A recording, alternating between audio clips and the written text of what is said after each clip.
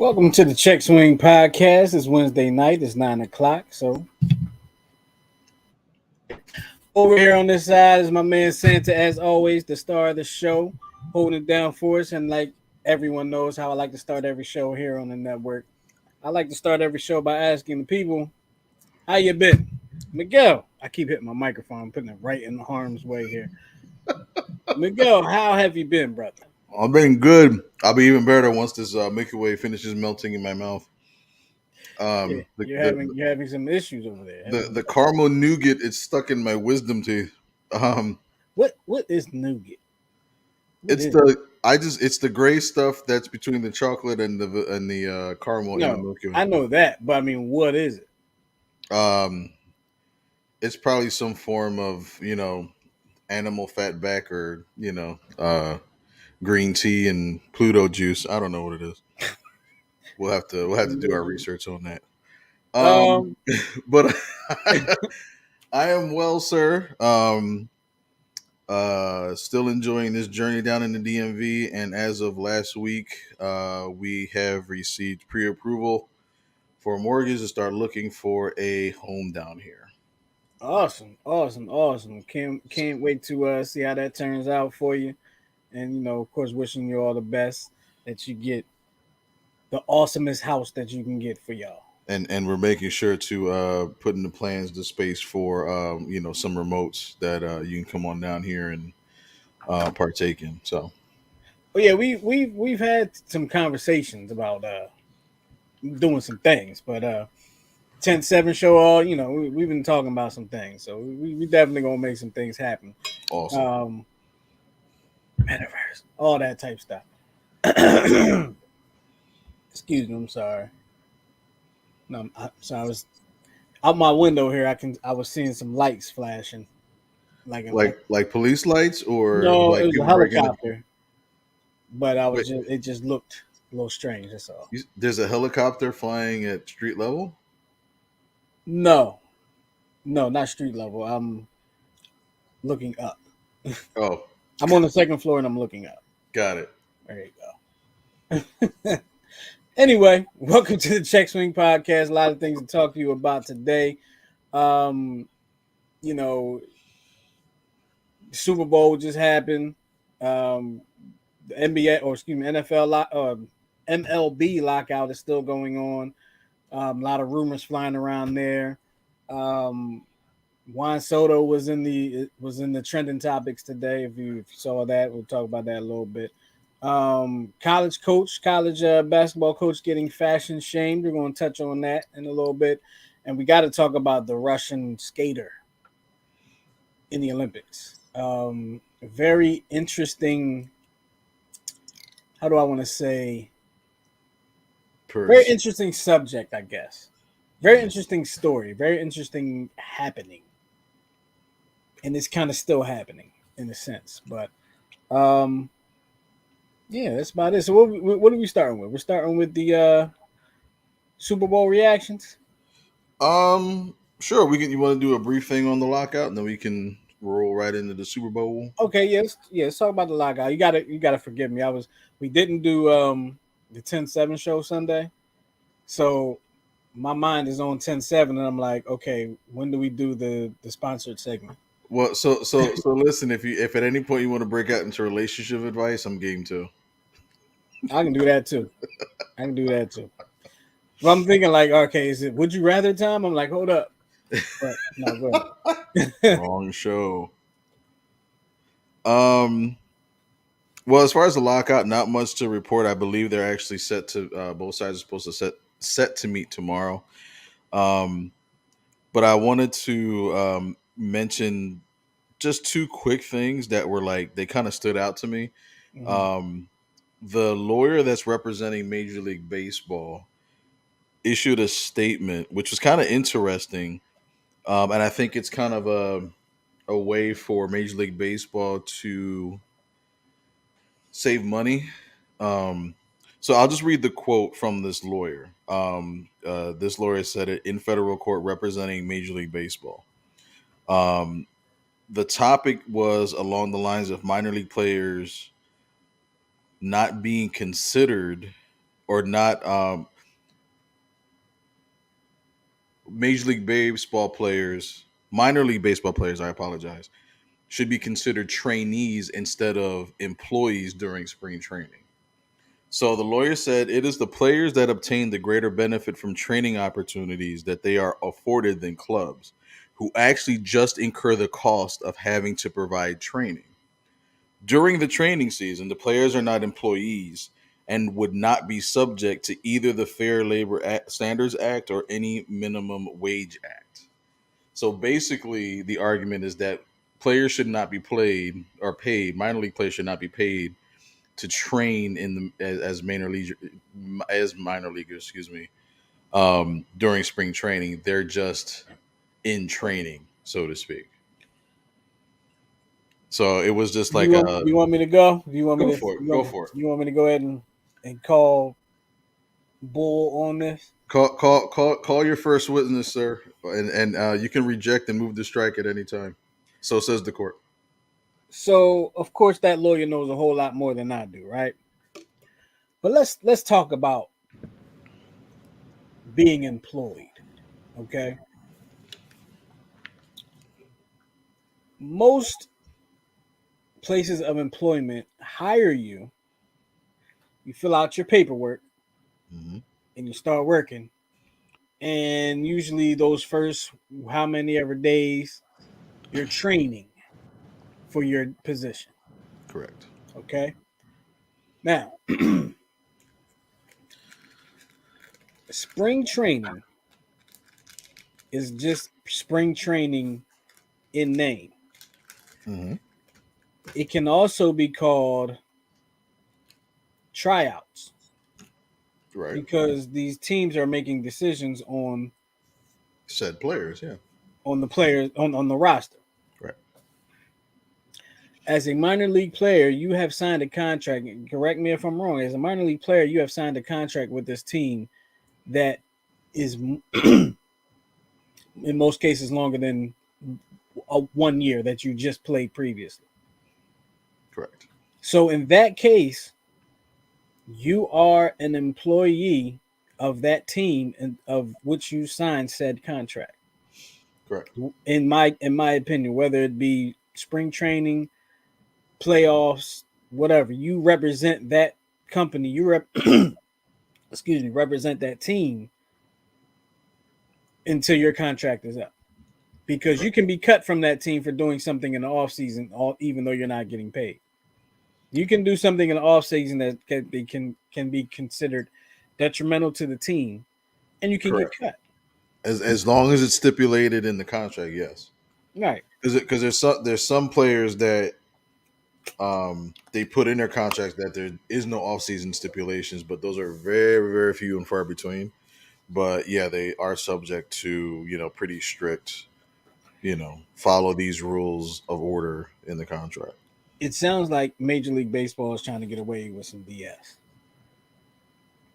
Well, yeah, and remember last, I believe it was actually at the start of this pandemic, there was talk of folding almost half of the minor league teams, and even thoughts of probably foregoing the minor league system for a while, so they wouldn't have to pay those organizations to I train do and remember. develop their players. I do remember Um, that. Yeah.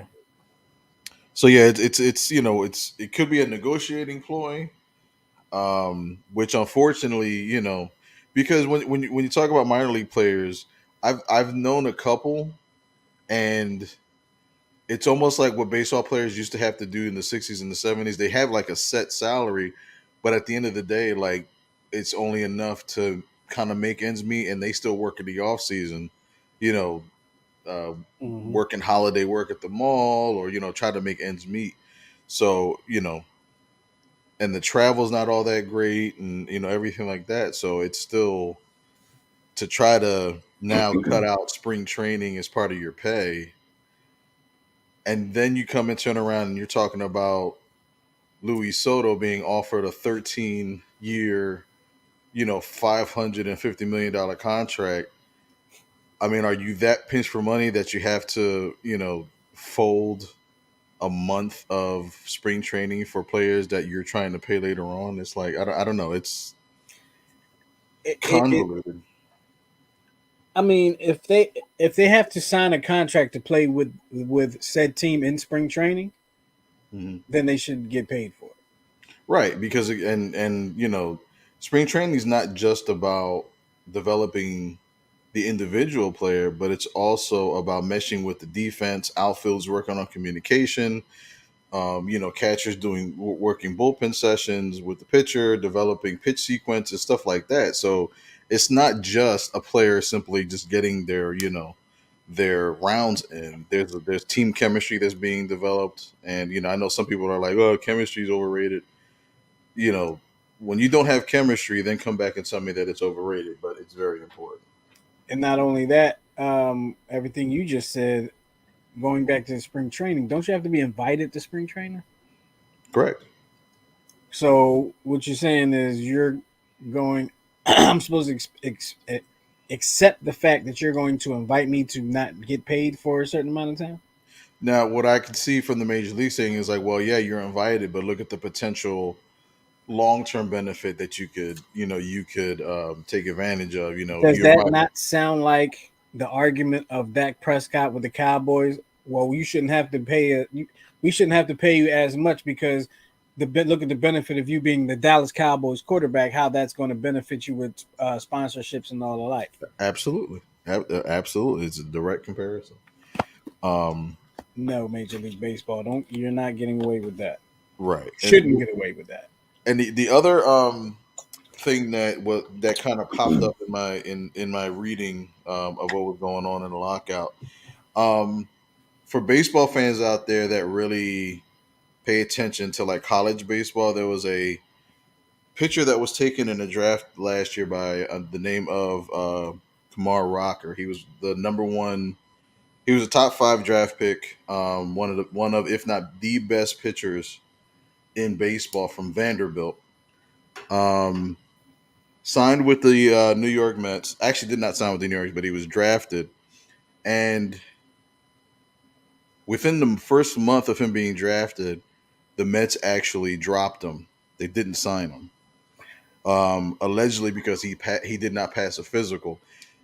There's rumors about what happened, allegedly a knee or a shoulder, but there's so much. It's so vague, you know. So Major League, the Players Association, they want to offer a guarantee to drafted amateur players who participate in a pre-draft physical. And if they do partake in this pre-draft physical, they'll be eligible for like 70 to be paid 75% of that slot value wherever they're drafted, with a stipulation that if they pass the pre-draft physical, they cannot be held accountable for failing after the draft. Kumar Because Rocker was drafted like number one or number two, right? he was a top three pick, and of course it was the Mets. So the Mets are like the Jets of That the is very interesting to me, though. right, but it's a clause that they were allowed to do it. So here's the Well, not stipulation. even not even that they're allowed to do it. Not even Right, that. The fact that they did it, right, they spent that high draft pick yep, on that player who was a dominant force in college baseball up until the very end. Kind of got exposed a little bit, maybe. hmm But if I remember correctly, but yeah, anyway. But then you cut like you don't even try to rehab him or like nothing. They were that like, is interesting. There's more to that. there There's is got to more be to more to that. You just don't cut somebody like that. the only thing that could make a team pause like that would have to be something upper body in the throwing shoulder area, whether it be the rotator cuff, the elbow, the wrist, anywhere along the arm. That's the only thing that could possibly make a team say, no, this person is not worth a number three pick. Because here's the other thing too, is that not only would they lose that pick, there is I think there's a compensation component to it because of what happened. But Kamar Rocker gets screwed because he's not allowed to re-enter the draft for 1 year. So Why can he not be signed as a free agent? it's a stipulation in the so remember you remember what happened with JD Drew and the Phillies? Yes. So JD Drew held out, Hmm. which he apparently was allowed to do for 1 year. So the rule stipulates that if you decide not to, if you enter the draft but you don't sign with your team, you can opt not to sign with that team, but by law you have to wait a year. It's almost like eligibility, like when you transfer schools in high school, they say So, you could transfer to another school, but you have to give up a year of eligibility. So it's kind of the right. same thing. So what you're saying is he'll be in the next draft. Correct. Or I believe if he's not re-entered into the draft, then he could come in as a um an As a undrafted free free agent. agent. But he has to regardless, he has to wait 1 year. 1 year from the day he was cut. Well, he can re-enter the draft, Hmm. or he would if he's not drafted, then he would just enter as an undrafted free agent, and then he would be free to sign with any team. If he doesn't enter this upcoming draft, he can be a free agent. Right. Gotcha. It's an interesting move. It's interesting to me because we saw him in college. We saw what he did, and you would think, they saw something and they're not putting it out there.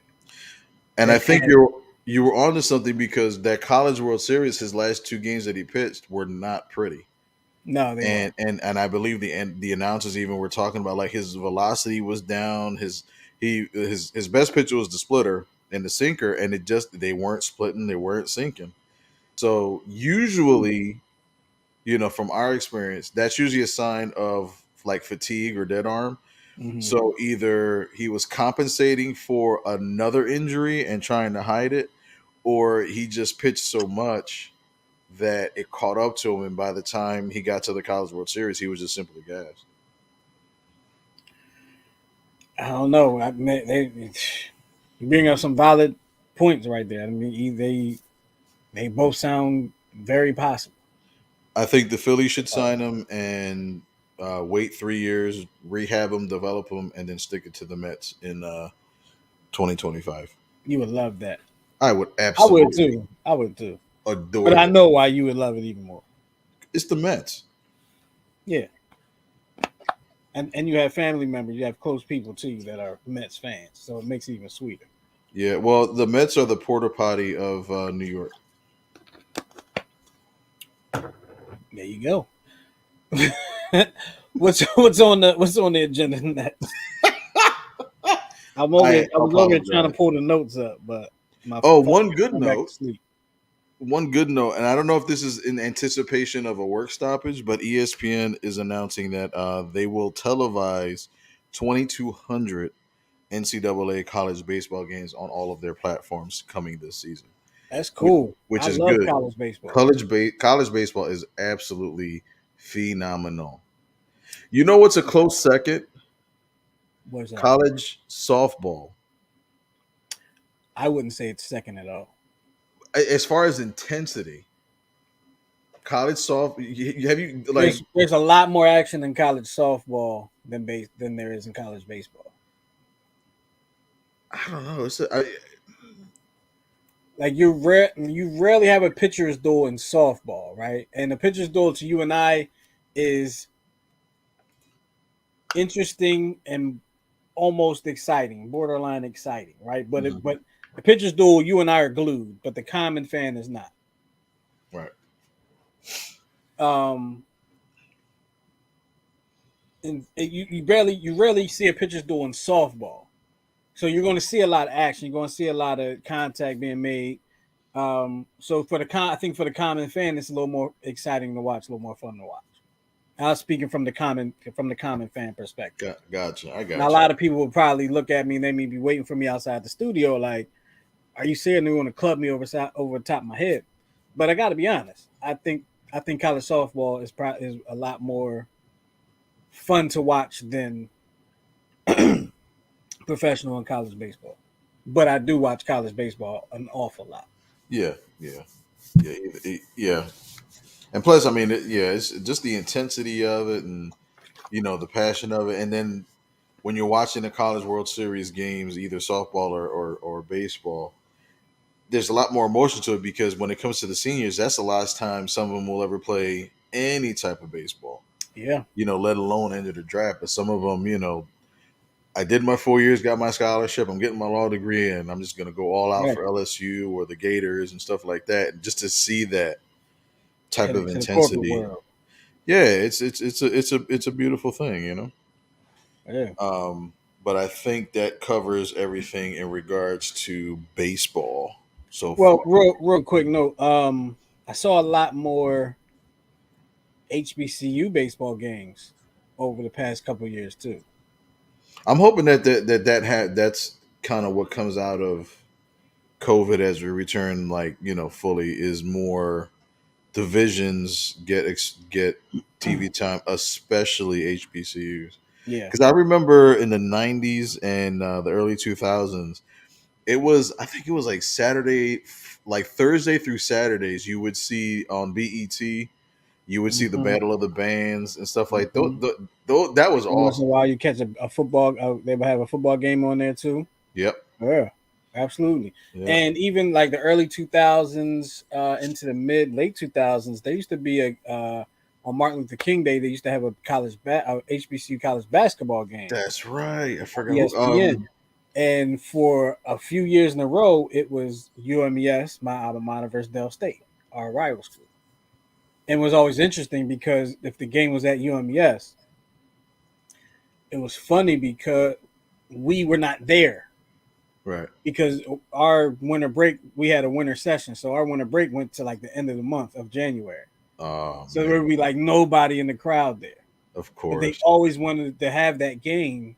And I'm about to give you a little too much story, but they always wanted to have that game without the crowd there because we would have problems. And the one year that they did decide they were going to have the crowd there, Dell State decided they want to drive all their buses down and bring their band down and all like that. Let's just say it didn't end well. Hmm. It didn't end well. That's all I'll say. That's all I'll say. I love a good rivalry. That's I all I'll really say. do. But college. We were talking about college basketball. We were talking about a college basketball coach being what I call fashion shamed. Okay, and Miguel, I believe you have a little more context on the story.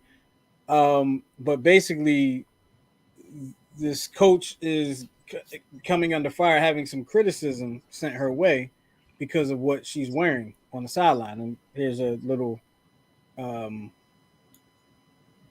example right here. Yeah. So the coach in question in the picture, she's the coach of Texas A&M women's basketball, Sydney Carter. Um, Now, all season she had been wearing, clothes similar to this, just fashionable. We'll just say, because to me and my colleague, this is fashionable. Now, I will admit that you don't really see these type of clothes, or from what we were used to growing up, on the basketball court, but it generated some criticism. And there were some comments such as, "Is this outfit appropriate for a basketball coach?" And some people were commenting along the lines of, "Why would she wear this if she wants to be quote unquote respected?" Another quote was, "I'm not feeling it at all. If she's coaching basketball, looks like club gear, and you want to be taken seriously." And one final comment was, "Inappropriate. Period. She should get a ticket or fine or whatever." So, there are dress codes in basketball for coaches. So for the men, it's, suit and tie, slacks, shoes, all that good stuff. And I will get confirmation for the next time, but I believe it's actually mandated for women to wear heels. Um, so some people are like, well, why would that be a mandate, and to what degree? And then on the other side, there are people that are like, she's unapologetically black, so there should not be an issue with it. So I think it comes down to the fact of, Is it because of how she looks? Because this topic really hasn't come up, and there are other basketball coaches that maybe not wear clothes such as this, but close to it. So it was just an interesting kind of story that kind of came out this week. So let me say this: I don't have a problem with what she's wearing. Not at all. I don't have the slightest problem with what she's wearing. It's fashionable. It looks nice on her. She looks good. It's eye catching. I don't see what the problem is. I really don't. Like, what do you want her to wear? You Yeah, you want her to be you want her to be in the pantsuit? Is that what it is? Like you want the I don't get it. Is it the pink pants and stuff? Because I've seen some of her other outfits and mhm. they're fashionable. Now I will admit and say that there were a couple things she wore and I to myself I wouldn't think that she was going to coach a basketball game if I just happened to see her somewhere, right? Mhm. You wouldn't. I mean, but she can wear what she wants to wherever she's going. Right. Um, now, if the school doesn't, if it's against the school dress code overall, employee dress code, now that's one thing. But I don't see like that outfit right there. I don't see what any problem would be there. Is it because she has shape to her? Like if it were Hillary Clinton wearing that, Oh for God. example, poor example, good example, but poor example because now I see it now I can't unsee it. Yeah. Thanks. But if it were hmm, I don't know, uh, Ellen DeGeneres wearing it, Some people would actually think, "Oh, that's cute." You know what I mean? Oh, she's trying. You know what I mean? But one of the things that she believes is that she believes that when a woman overtly expresses her femininity, either through her clothes or her hair or her style, it seems to trigger the critics even more because she claims that she doesn't, dress to attract attention. She dresses because that's how she is. That's who she is. That's who she believes that I've that's seen some ridiculous things worn on the sideline of college basketball games by coaches. I've seen some stylish things worn. I've mm, seen I've seen things that have been worn for tradition. right, Okay. Um, each one of those things are expressive in its own way. right, Just like she's expressing herself in her own way. That's her style. right. Okay, that's her style. It is what it is. If Texas A&M ain't got a problem with it, then who needs to have a problem with it? If Yep. she don't have a problem with it, I definitely don't have a problem with it. Right. She, of course, you wouldn't. No, She also believes that people are uncomfortable with a black woman being in a position of power. Because she goes on to say, when you see a black woman who's actually confident and embracing herself, I think that that's very intimidating to certain groups of people. there is a certain aspect of the population, and you may not where you think I'm going is not where I'm going, but there's a certain aspect of the population that I don't want to say they're intimidated, but Receptive, they're not receptive to and they're not receptive to seeing a woman in a place of power and in a place of extreme confidence. They it's not normal for them, right? It's a thing where they see that and they can't understand how a woman can have so much confidence in themselves. How a woman can express themselves in the way that they do.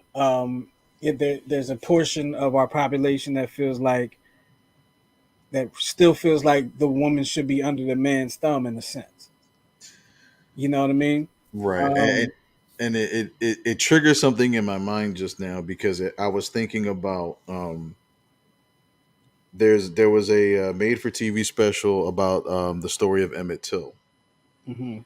and I remember when the lawyer was preparing the mother of Emmett Till for testimony in the deep south of Mississippi, right? And he said, "Listen, if you want this court to kind of be on your side, you have to acquiesce to their way of life." So he instructed her. He said, "I cannot call you Miss because down here, black people are called by their first name or their nickname. You are not to be addressed as Mrs." He Mm-hmm. says, "Also, every time you address me back, you have to say sir. And also, you cannot look directly at me."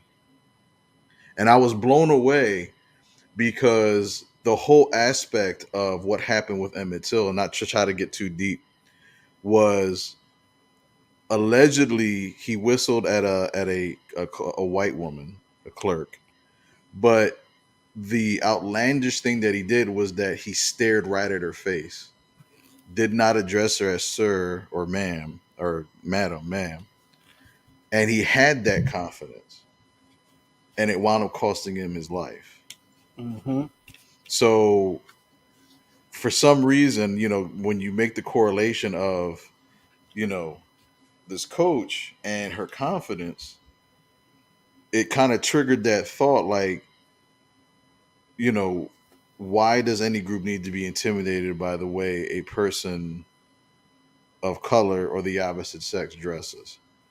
Is it, it goes back to what we talked about last week with the Ted Koppel interview with the Dodgers exec. And he tried to counter with, well, why aren't there any black executives in your industry? And he flat out said, because the elite whites at the top are intimidated and they don't want black people at the top with them. He flat out said it. Mm-hmm. So is this about race? Is it about is there an intimidation factor to it? I feel like I feel like I feel like it is there's a racial aspect to this, but I don't think this is about race. I think it's about a lot more than race. Okay. When you look deeper into it, um, I think you said something about some one of the comments is something about going to the. She looked like she going to the club, right? So Now, yeah, think about the stereotype of the black woman going to the nightclub. right, Think about think about that same stereotype being in charge of something, being in a leadership role. right. You tend to not, um, a certain aspect of the population would tend to be intimidated by that and not really accept that. Like dreads on a wrestler and making him cut his dreads before he can wrestle in a match in New Jersey. Exact. Yes. Yes. Absolutely. Like, what does one Absolutely. have? And of course, the claim was safety and blah blah blah blah blah. But it's like, I haven't seen anybody choke or be harmed by dreads. Right. Right. I agree. I'm sorry. I gotta close some stuff on here. There we go.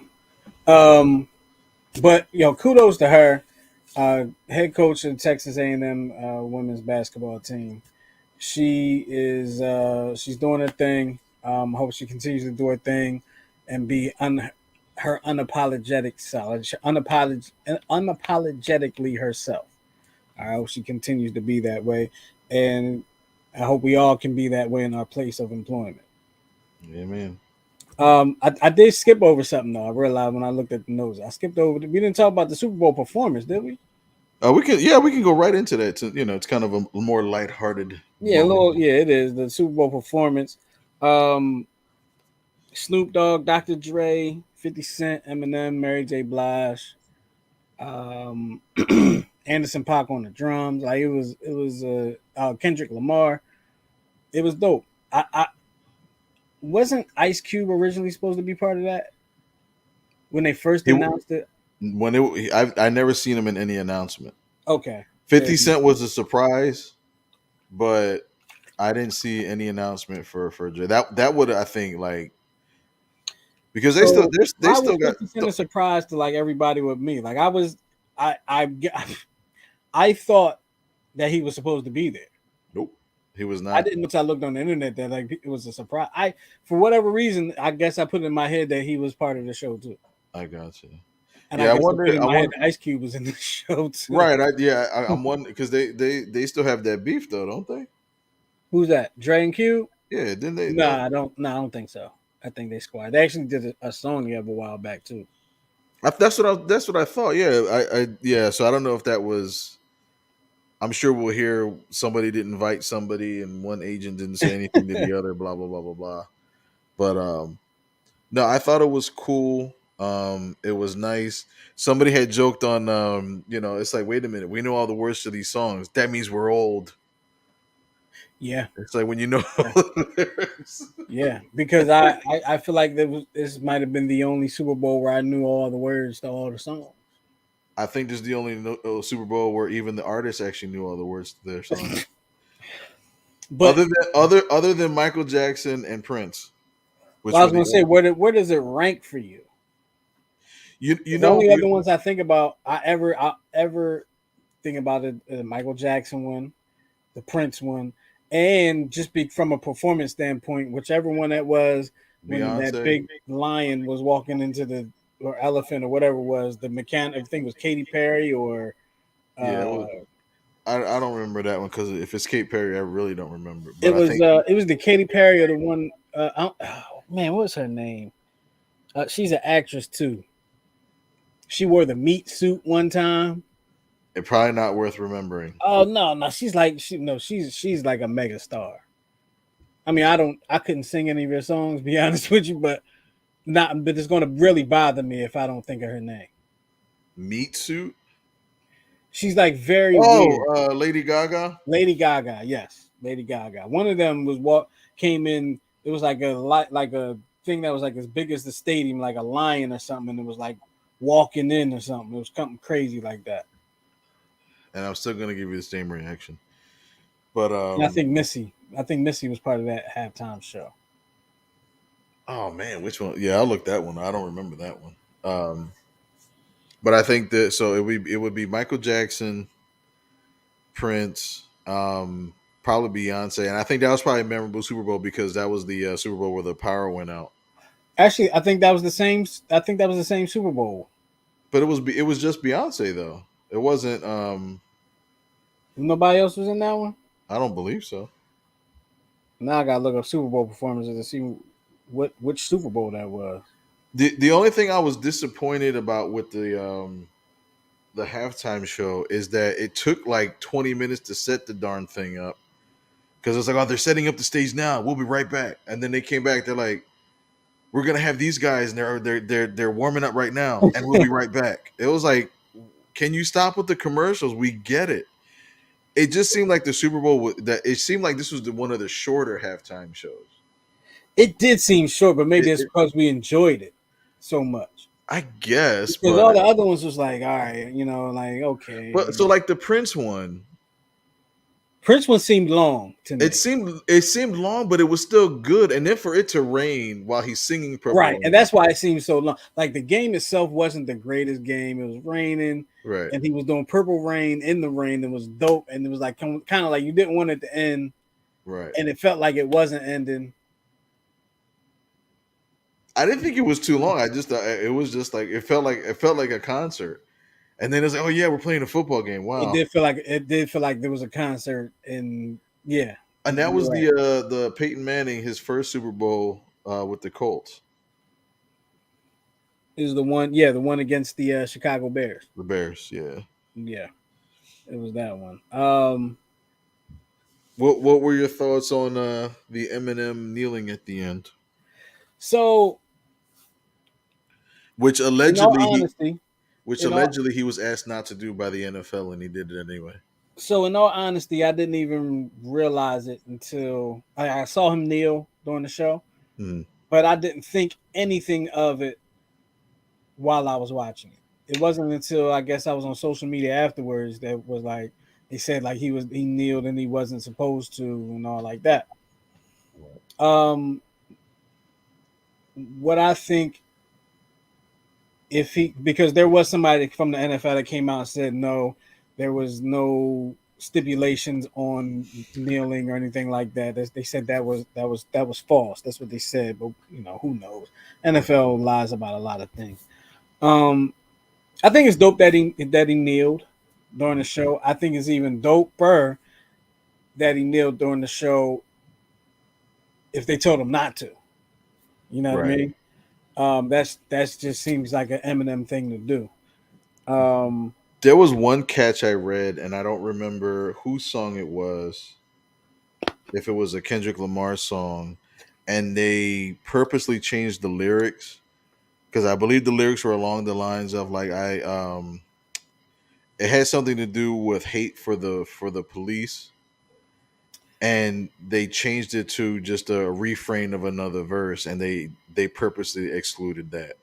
so what I do know along the lines of what you're talking about, there is a line in Dr. Dre's song where he says "still not loving police." That's the line. That's the line. It was Dr. Dre's song. Yes. But it wasn't dropped. He actually said it.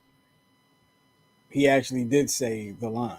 See, I got to see it then because I thought it Yeah. was omitted. I read No, that he it was, actually did say it, and um, on or was it on a report overdone? on Good Morning America, they said that they were supposed to take that line out.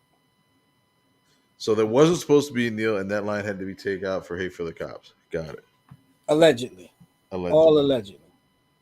But I'm I sure thought. they'll say no. That's not the case. We said they can do what they want.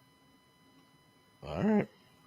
Oh, but I thought it was a dope show. I mean, Michael Jackson, the Michael Jackson show seemed forever because he came out and did the thing where he just stares. But even before that, there was like 20 Michael Jacksons coming Yeah, out off the stage. they were popping out of scoreboards and Goodyear blimps. I was like, oh my god, this guy's cool. Yeah, it was crazy. The whole thing about Prince was him playing Purple Rain in the Rain was dope. But no disrespect to Prince, that's not that is not a performance I want to see while I'm watching football. You But understand what I'm it's saying? I don't want to hear Purple Rain and then come back and have to build back up my excitement for the Super Bowl. Like Purple Rain, that song Purple Rain puts you on a whole different type of vibe. it does. It don't put you on a football vibe. This halftime show, I was still in that same vibe. Yeah, no, I got you. I was I I see what was you're still saying. there. Still a hell of a performance though. Oh, it was hell of yeah. I'm not taking anything from. It was a hell of a performance. It's just it takes me from one vibe to the next, and just my thing. So yeah, I think that was probably my favorite Super Bowl halftime performance of all time. Yeah, well, I'll probably go back and watch it and it's like, yeah, that was actually pretty long, but it felt like it was one of the shorter. It felt You like know, because we enjoyed it. I feel well, probably enjoyed it so much. I know I enjoyed it. I probably was the only person that didn't get up out my seat though. I know Snoop enjoyed himself. So you saw the videos of Snoop hitting the weed before he got on the stage. That's I was gonna say that's what took so long. They was waiting for him to finish his blunt before he per, got on per, stage. perfectly legal in the state of California. Yes, it is. Yes, it is. They had to wait for him. They came back and went back to commercial because they said they get warmed up. Now Snoop had to finish his blunt. Matter of fact, I think one of the reporters right before the fifth announcement that they were getting ready to get on stage, she was just standing there and she just tapped Snoop like they were buddies or whatever. Like she tapped him and like rubbed his back, and he looked back like, and then just went back to what he was doing. I was like, okay, that was a funny moment. cool hand Snoop. And one other take, an alternate take to this. I was reading some of the comments, And it seemed as though there were some people that felt as though the NFL overdid, I guess you can say, appeasing or leaning too much to try to make one side feel better than the other, if you will. So there was that take as well. So, all right. Kind of like a lot of people on one side felt as though the NFL is overcorrecting due to Black Lives Matter and So the we're gonna act litigation. like the halftime show never had a black act. I mean, never had a halftime show without a black person, No, no, or no. I or think or, it was the or, or culmination black. of every. I It was know, the, I know what they're saying, but are we gonna act like the opposite has never been the case for the Super Bowl halftime show? Are we gonna act like because all of these acts were hip hop R&B acts that there haven't been halftime shows where it's all been rock acts or metal or like country? Mhm. Are we gonna act like that caters to what the NFL did this year is cater to the masses, right? And let's be honest, there is there are always going to be, you can't please everybody.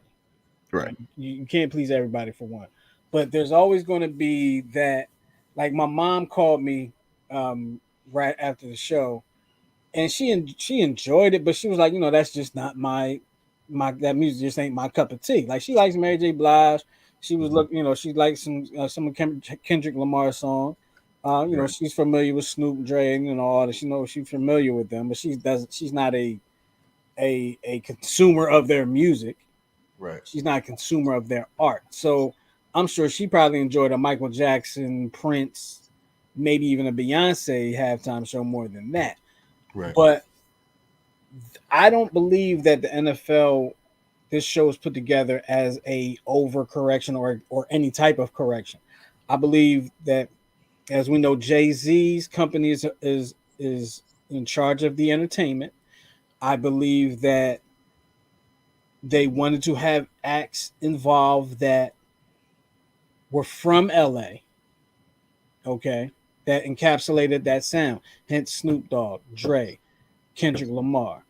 You put a little something for the ladies in there as Mary J. Blige, who whose music it reaches the And masses generations. Yep. and generations. Um, who doesn't like Snoop Dogg these days? On all fronts between movies, shows, music. Yeah. People love Snoop Dogg. So I don't think it was. I think it was an entertainment thing, and the I think that Jay Z's company is really more about showcasing the talent from the city in which the Super Bowl is in. At least having someone in the show that is from that city, to help showcase some of that talent. If they're a popular person, if they're a popular artist, and who's not more popular than Snoop Dogg, Right. Eminem, who sold Right. probably the most albums ever, especially on the hip hop side. It wasn't an overcorrection. It was just hip hop and R&B's turn. It was their opportunity, And there you have it. and there's my dissertation. AKA greatest Next halftime question. show ever. I object and move to strike. So, do we want to touch on the skater? Sure. You gonna make me say the name, ain't you? No, I'll give it a Skater, shot. I'll give it right? a shot. Okay. So the skater from Mother Russia, Kamila Valieva, I'm going to I think it's say. pretty close. Camila Valieva. Valieva. Ah, I forget that they pronounce enunciate. Okay, got it. I watch So Russian I watch a lot skater, of international sports when it's that time, Olympics, World Championships, all that. right? I don't know Um, if that's her name, but that's just what I'm giving. Kamila Valieva. Valieva. So she is a 15-year-old skater attempting to qualify for the Olympics who failed No, a. India. She's in the Olympics. I'm sorry, she's qualifying to medal in the Olympics. I'm There you sorry.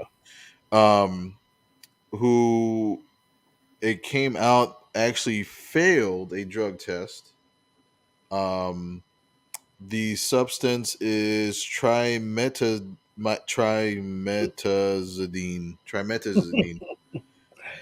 So Basic.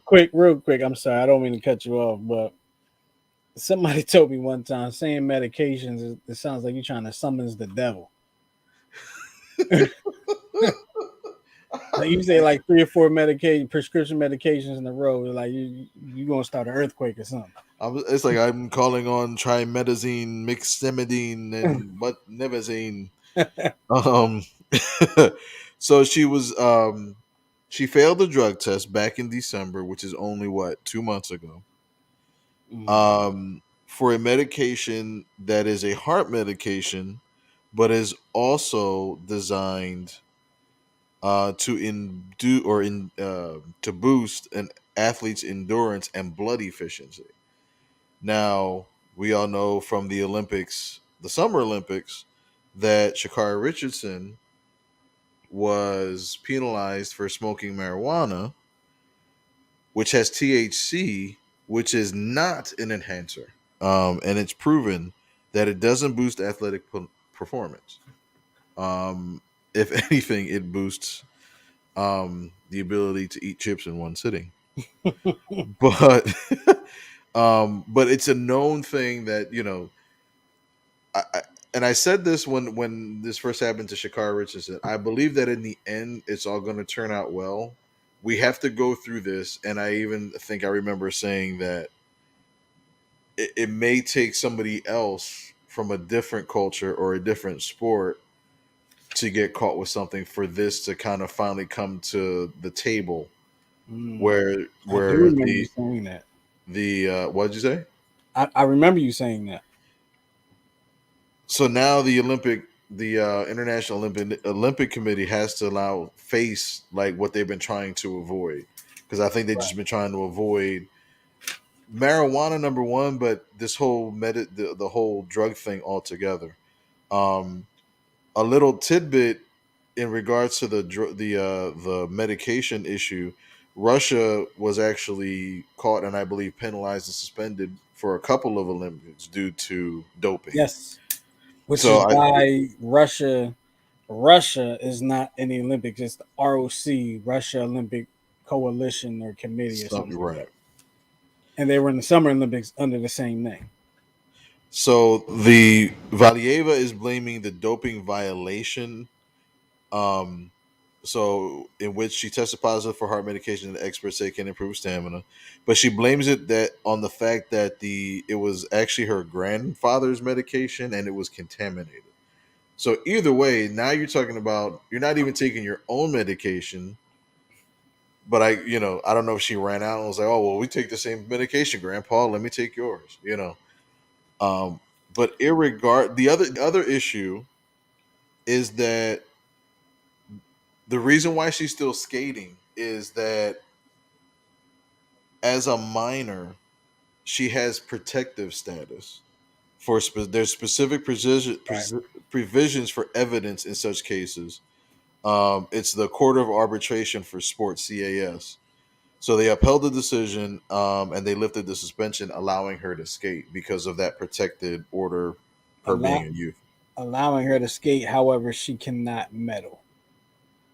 From what I believe, from what the last I looked Right. at it, it said that she can skate, but she won't be awarded a medal. So you have a battle here between two medications or two drugs that are on the list of banned substances. Hmm. So what has to happen is there has to be a modernization. Like, let's look at these like clearly. Which one is a true performance enhancer, and which one is not? You Right. know, we talked about it with Shakara.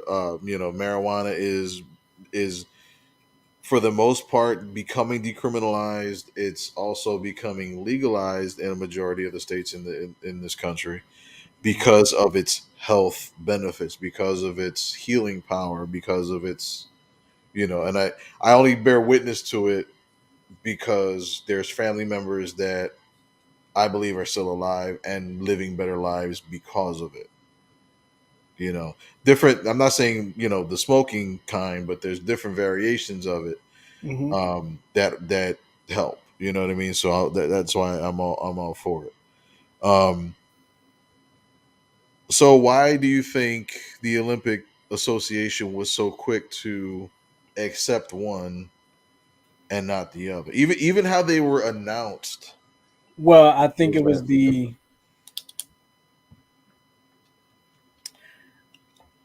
there's a couple reasons I believe. I believe it was the loophole of her being a minor,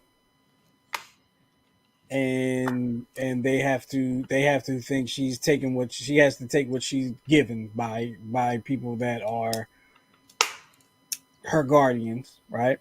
Right. The other thing is she's already there, right? She's already there. She's 15, Wasn't Shakara? and Wasn't they want to, Shakara? and they have the loophole of it not being her fault.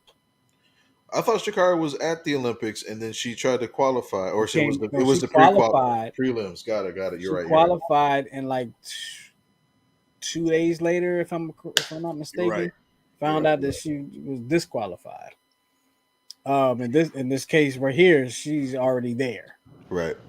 Um, So they which, did it. So they which didn't have to somebody would pay. probably say like, well, so what? Tell her not to skate, which I would have to agree, but she's already there, and then they have the loophole of her of the age thing. So Right. I think and there's some other factors too, but I think those are some of the main ones to focus on in that Right. with the main ones that would be focused on in that from the side of the IOC, the International Olympic Committee. So we had what we have with almost everything we talked about tonight. Somewhat a thematic pattern, if you will. Mm-hmm. Of perspective. You have a coach who dresses out of pure, comfortable femininity. You have rappers, or you have a division of music that represents the sport that a certain segment of the population doesn't particularly like or believes is overcompensated. And then you have two athletes who took medications that were both banned, yet one is getting a different treatment than the other. Mm-hmm. Vastly different. Even from the press standpoint, is vastly different. Yeah. So, only thing I could say to that is Happy Black History Month. Happy Black History Month, people. The Happy the Black History struggles Month. the struggles are Still still ahead. upon us. Yeah. Still upon us. Um, are you stumping me today? Am I stumping you today? Yeah. Sure. Unfortunately, I think I'm going to.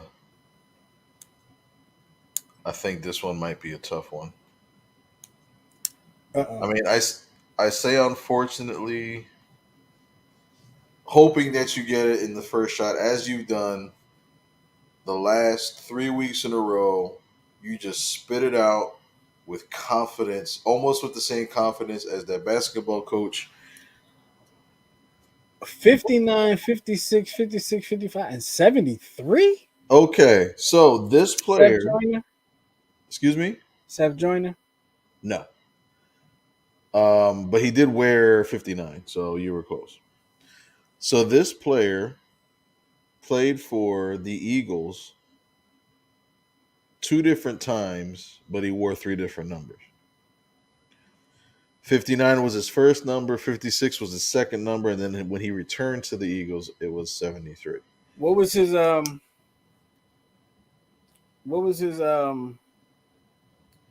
career time span? Like, what does his career time span go from?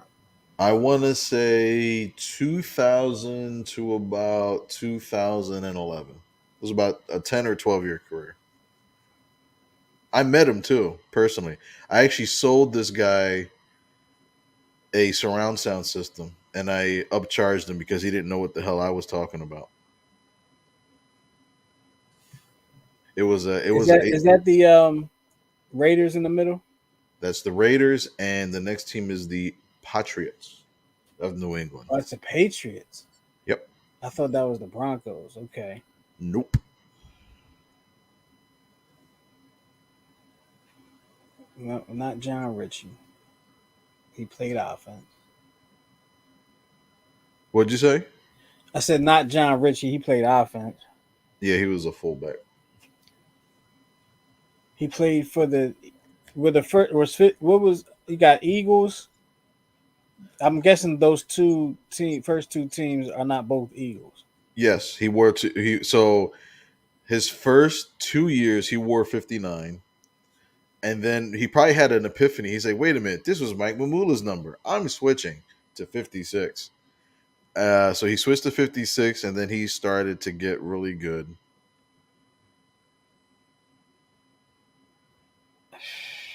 So, From 2000 to about 2011. yes. So I'm thinking like you had Jeremiah Trotter, you had Bradley. Wasn't there a Bradley something? You thinking of Stuart Bradley? Stuart Bradley, yeah. No, he wasn't any good, though. This guy was a two-time Pro Bowler. He had. I was just thinking about the linebackers for that team the other day, and I couldn't think of anybody but Jeremiah Trotter. I remember So this they had guy, Hugh he was he Douglas. was he was one of what'd you say? They had Hugh Douglas on that Right. team. So he was a hybrid at the time. He was one of the first smaller defensive ends that would pseudo play linebacker under Jimmy Johnson's defense.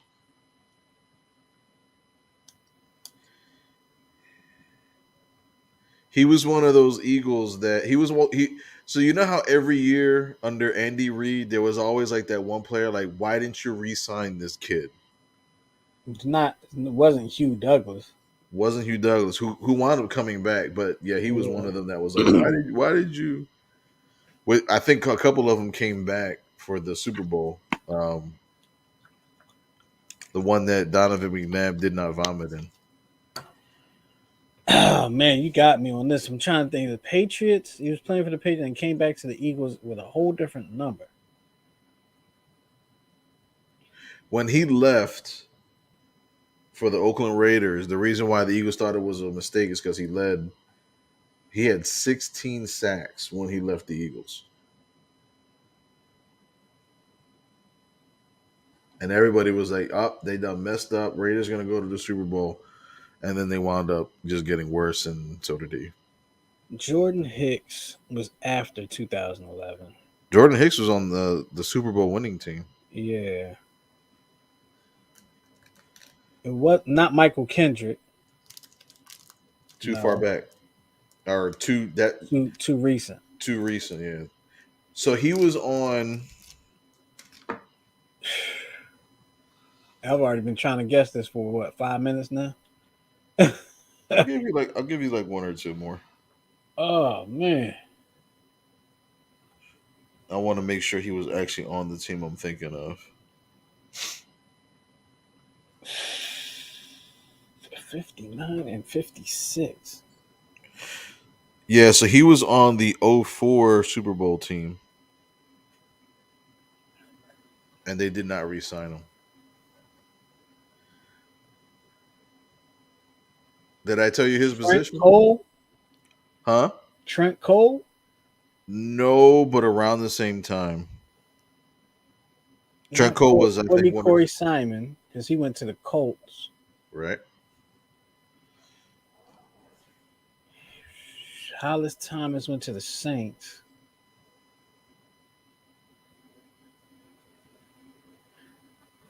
I'm be so mad because I feel like I know it. I feel like I know it, and it's like right there. Because he went to the Raiders and didn't do anything, right?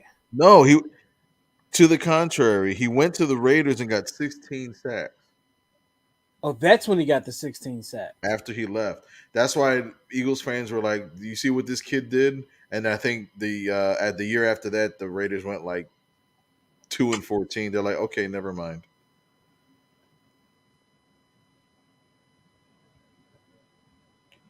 He was a defensive end, You got me. and he would pseudo play linebacker.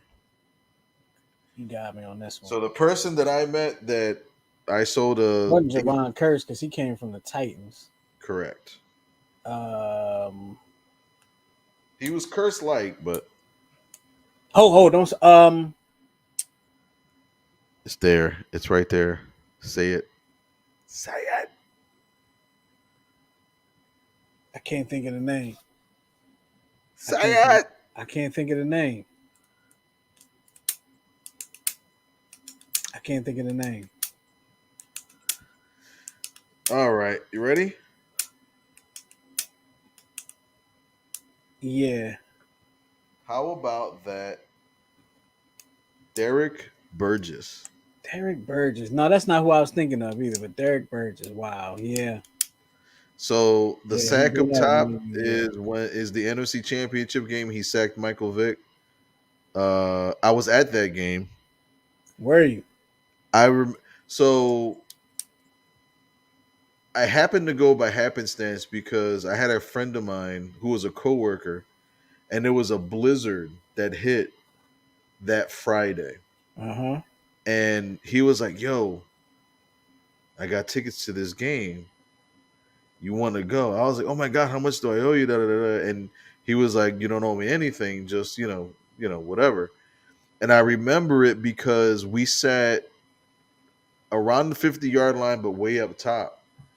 It happened to be a section of the stadium where they didn't dig out the snow.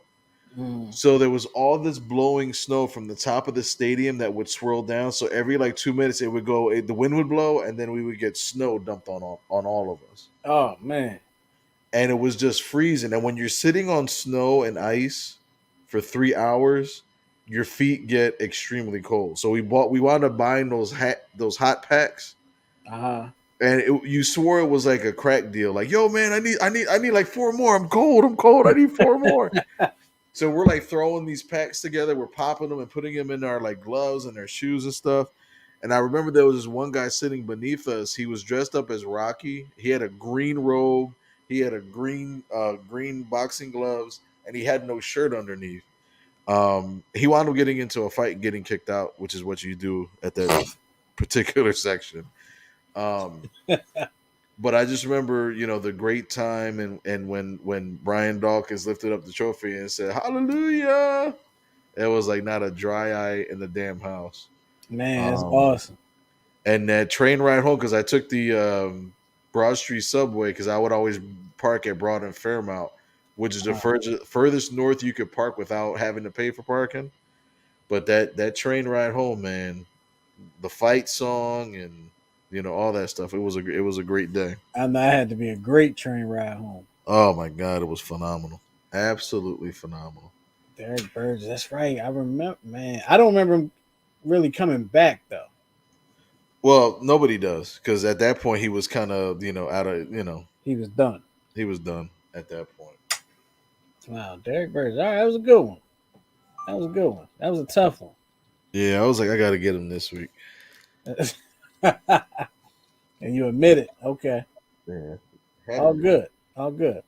Well, look, we're gonna shut this thing down. We appreciate everybody checking out the Check Swing podcast with my man Miguel over there, and of course myself. Make sure you check out all the Check Swing podcast shows over on our YouTube channel. That's New Twist. That's youtube.com/New Twist Radio. All of the Check Swing shows are over there, so you can check them all out. Of course, you can follow the Check Swing podcast on Instagram and Twitter at Check Swing Show. At Check Swing Show. Yeah, that's what it is. And follow New Tools Radio on Facebook, Instagram, and Twitter at New Tools Radio. And then, of course, you got the YouTube channel, so make sure you subscribe to that. Hit the bell, the notification bell, so you know when we go live or when we post anything new there. And so for Miguel and myself, we want to thank you again for joining us on this Check Swing podcast. We'll talk to y'all next time. We out of here. Peace.